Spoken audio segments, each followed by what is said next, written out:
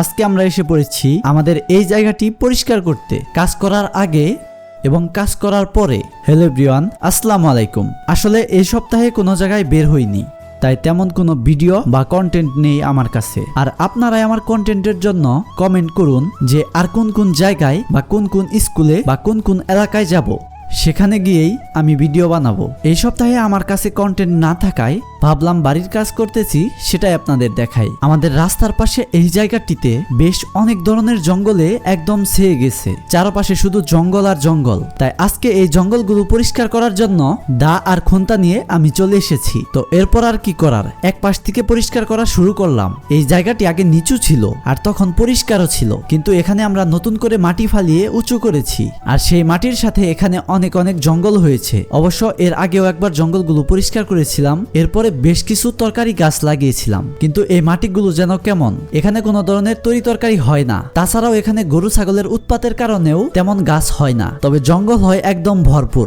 মনে হয় সার দিয়ে লাগানো হয়েছে। তাই একবার জঙ্গল পরিষ্কার করার পরও দেখেন কি অবস্থা। এইবারও কত বেশি পরিমাণ জঙ্গল হয়েছে। তো বেশ অনেকক্ষণ যাবত কাজ করতেছিলাম এবং একে একে প্রায় সকল পাশ থেকে জঙ্গল পরিষ্কার করতেছিলাম। বেশ কিছুক্ষণ কাজ করার পর অনেকটাই পরিষ্কার হয়ে যায়, এই দেখা যাচ্ছে সেই অবস্থা। এরপর রাস্তার সাইডে যে জঙ্গলগুলো হয়েছে সেইগুলো আমি একে একে পরিষ্কার করা ধরলাম এবং অবশেষে প্রায় 3 ঘন্টা কাজ করার পর মোটামুটি জঙ্গল প্রায় সবখানে পরিষ্কার করা শেষ হয়েছে। আর সব জঙ্গলগুলোই এইখানে এক পাশে জমা করা হয়েছে।